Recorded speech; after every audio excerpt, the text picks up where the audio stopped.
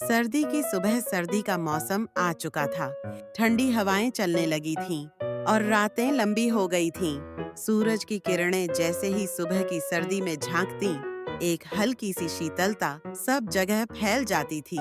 गांव में हर जगह धुआं उठ रहा था। लोग आग जलाकर अपने हाथों को गर्म करने में व्यस्त थे। रमेश और उसकी बहन पल्लवी दोनों सुबह जल्दी उठ गए थे।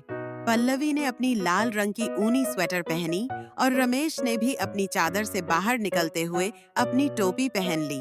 दोनों एक साथ घर के बाहर बर्फ की परत पर चलने लगे। बर्फ के ऊपर चलने की आवाज क्रंच करती थी, जैसे बर्फ चबाने का आनंद हो रहा हो। गांव के छोटे से पोखर के पास, जहां पहले लोग गर्मी में तैरने आते थे, अब बर्फ की एक मोटी परत जमी हुई थी। बच्चों ने वहां बर्फ के मनमोहक छोटे छोटे स्नोमैन बना रखे थे। कुछ बच्चे बर्फ की गेंदों से खेल रहे थे और कुछ पुराने लकड़ी के स्लीड पर उतरने की कोशिश कर रहे थे। पल्लवी भी उत्साहित थी, लेकिन उसने सोचा कि पहले घर का काम खत्म कर लें।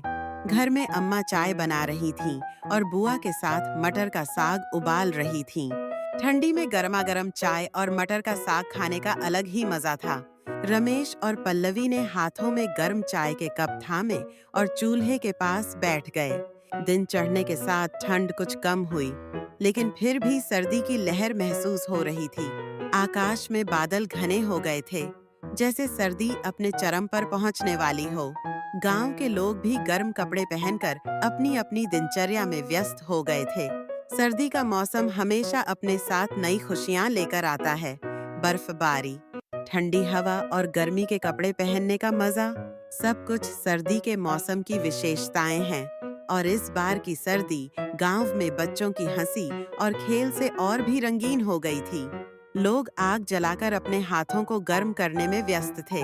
रमेश और उसकी बहन पल्लवी दोनों सुबह जल्दी उठ गए थे। पल्लवी ने अपनी लाल रंग की ऊनी स्वेटर पहनी और रमेश ने भी अपनी चादर से बाहर निकलते हुए अपनी टोपी पहन ली। दोनों एक साथ घर के बाहर बर्फ की परत पर चलने लगे। बर्फ के ऊपर चलने की आवाज क्रंच करती थी,